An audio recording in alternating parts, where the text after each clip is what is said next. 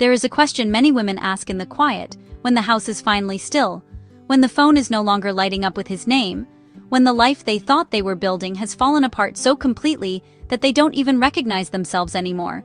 The question is not always spoken out loud, but it sits heavy on the heart, and it sounds something like this. God, if you love me, why did you let this happen to me? Why did you let me love someone who would break me? Why did you let me give my heart to someone who would mishandle it?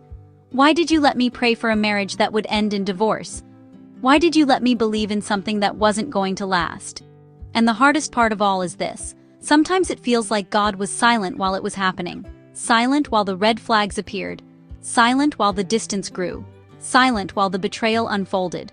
Silent while the person you loved slowly became a stranger. Silent while you cried. Silent while you begged. Silent while you tried to fix something that God never asked you to fix. But what if God was not silent? What if he was strategic? Because there is a pattern that you will start to see if you look back over your life, and not just your life, but the lives of so many women who eventually step into peace, purpose, confidence, and a life they never thought they could have. The pattern is this. Heartbreak often comes before elevation. Not always, but very often. Heartbreak is one of the most painful human experiences, because it doesn't just break your heart, it breaks your identity. It breaks your routine, it breaks your future plans, it breaks the way you saw yourself, it breaks the way you saw love, it breaks the way you saw God, it breaks the illusion that you were safe in something that you later realized was not safe at all. And that breaking, as painful as it is, has a purpose that most people don't understand until much later. Because elevation requires a different version of you, and sometimes the version of you that existed in that relationship cannot go where God is trying to take you. So the relationship doesn't just end because of them. Sometimes it ends because of you, because of who you are becoming, because of what you are about to walk into, because of what you asked God for 5 years ago, 10 years ago, maybe even when you were a little girl and you said, God, I want a peaceful life. I want real love. I want to be happy. I want to be safe. I want to be respected. I want to be used for something meaningful. You prayed for elevation, but you didn't know elevation often requires separation. And separation hurts. Nobody talks enough about the grief of becoming a new woman. They make elevation sound glamorous. They make it sound like doors just open and everything makes sense and suddenly you're happier than you've ever been and is beautiful and peaceful and easy. But what they don't tell you is that before the doors open, a lot of doors close. Before you are elevated, you are often isolated. Before you are celebrated, you are often misunderstood. Before you become confident, you go through a season where everything that once made you feel secure is stripped away. Heartbreak has a way of stripping away everything that is not stable.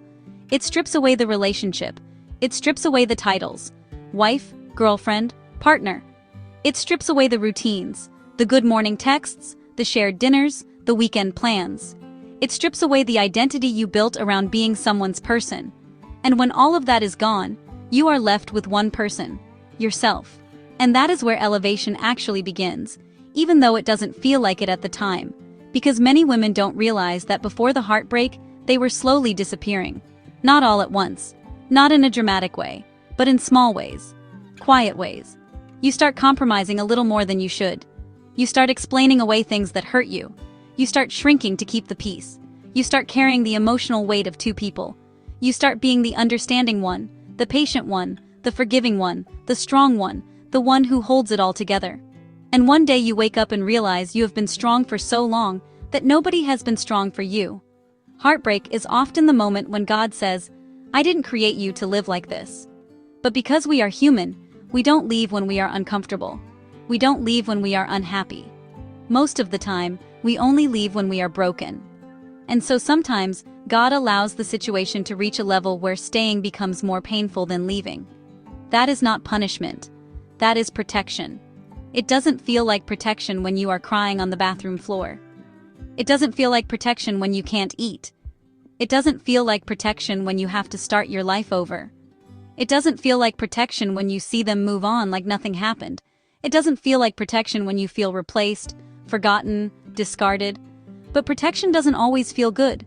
Surgery doesn't feel good either, but it can save your life. Some heartbreak is surgery. It is the removal of a person who was connected to you, but not committed to you. It is the removal of a future that looked good in your imagination, but would have been heavy in your reality. It is the removal of a situation that was slowly draining your self-worth, your peace, your confidence, your joy. And here is something many women realize much later. The same heartbreak you thought would destroy you is the heartbreak that introduced you to yourself. After the heartbreak, you start doing things you never did before. You start spending time alone. You start reading more. You start praying more. You start going for walks. You start listening to your own thoughts. You start asking bigger questions like, what do I actually want? What kind of life do I actually want? What kind of love do I actually want? What kind of woman do I want to be? Those are elevation questions. You rarely ask those questions when you are comfortable. You ask those questions when life falls apart and you realize you have the opportunity and the responsibility to rebuild your life on a stronger foundation. And this is where fearlessness is born. Not the kind of fearlessness where you are never afraid, but the kind where you say, I survived something I thought I would never survive. So I am not as fragile as I thought. I am not as weak as I thought. I can start over. I can rebuild. I can be alone and be okay. I can walk away from what hurts me. I can choose myself. I can trust God even when I don't understand. Heartbreak introduces you to a level of strength you didn't know you had, because as long as someone else was there, you didn't have to find it. But when you are alone, you meet the version of you that can stand on her own. The version of you that can pay her own bills, make her own decisions, create her own peace, protect her own heart, and build her own life. And that woman is a dangerous woman in the best possible way, because she is no longer with someone out of fear of being alone. She is with someone because they add to her life, not because they are her life. That is elevation. Elevation is not just money. Elevation is not just a new house. Elevation is not just a new relationship. Elevation is a new mind, a new standard, a new level of self-respect, a new level of peace, a new relationship with God, a new understanding of your worth, a new ability to walk away from anything that does not treat you with care. And many women will tell you, if they are honest, that they would not have become this version of themselves if the heartbreak did not happen. They would have stayed. They would have settled. They would have kept hoping. They would have kept over-giving. They would have kept over-explaining. They would have kept over-forgiving. They would have kept abandoning themselves to keep someone else. So sometimes God allows the heartbreak because He sees the whole picture and you only see the person. You see the memories. You see the history. You see the potential. You see who they could be. God sees who they are. And He also sees who you are becoming. And sometimes those two futures do not align. So the separation happens. And for a long time it just feels like loss. But if you keep living, if you keep healing, if you keep growing, if you keep choosing peace over chaos, one day you will look around at your life and realize something that will almost bring you to tears in a different way. You will realize you are no longer the woman who begged for what she now walks away from. You will realize you are no longer the woman who cried over what she now sees clearly. You will realize you are no longer the woman who was afraid to be alone. You will realize you are no longer the woman who accepted half love. You will realize you are no longer the woman who thought heartbreak was the end of her story. You will realize heartbreak was the beginning of your elevation. And elevation does not always look the way you thought it would. Sometimes elevation looks like peace, quiet, steady, non-dramatic peace. The kind of peace where your phone is not full of anxiety. The kind of peace where you can sleep at night. The kind of peace where you are not constantly trying to prove your worth. The kind of peace where you are not competing with another woman. The kind of peace where you are not confused about where you stand in someone's life. Peace is elevation. Self-respect is elevation. Emotional stability is elevation. Freedom is elevation. Waking up and not feeling dread is elevation. Liking your life is elevation. Liking yourself is elevation. So if you are in a season right now where your heart is broken, where your plans fell apart, where you feel like everyone else is moving on and you are just trying to put yourself back together, do not assume this is where your story ends. This might be the chapter where you are being rebuilt. Rebuilt in your standards. Rebuilt in your faith. Rebuilt in your confidence. Rebuilt in your identity. Rebuilt in your boundaries. Rebuilt in your understanding of what love is and what love is not. Because elevation is not just about what God gives you. It is about who you become so you can keep what He gives you. And that woman, the elevated woman, is not the woman who never had her heart broken.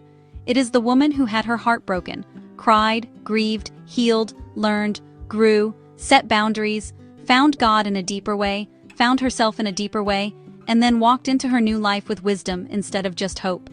So maybe the heartbreak was not God abandoning you. Maybe it was God redirecting you. Maybe it was God protecting you. Maybe it was God introducing you to yourself. Maybe it was God removing what you were never supposed to carry into your next season. Maybe it was God teaching you that you can survive loss and still build a beautiful life. Maybe it was God showing you that your identity is not the woman He left, but the woman who rebuilt. And that woman is a woman who cannot be easily broken anymore, because she now knows that even if life falls apart again, she has the strength, the faith, the wisdom, and the resilience to rebuild again. That is why heartbreak sometimes comes before elevation, because the life you are about to walk into requires a stronger, wiser, braver, more grounded version of you. And sometimes, that woman is born the moment the old life falls apart. If this message spoke to you, it's not by accident. Heartbreak is not the end of your story. It's the beginning of your elevation. If you're a woman who is healing, rebuilding, and learning how to choose herself again, this channel is for you. I make these videos for the woman who is becoming stronger, wiser, and closer to God after everything she's been through. Subscribe to this channel and join me on this journey of healing, growth, faith, and becoming the woman you were always meant to be. And if this video touched your heart, comment below, "I'm being rebuilt." Thanks for watching.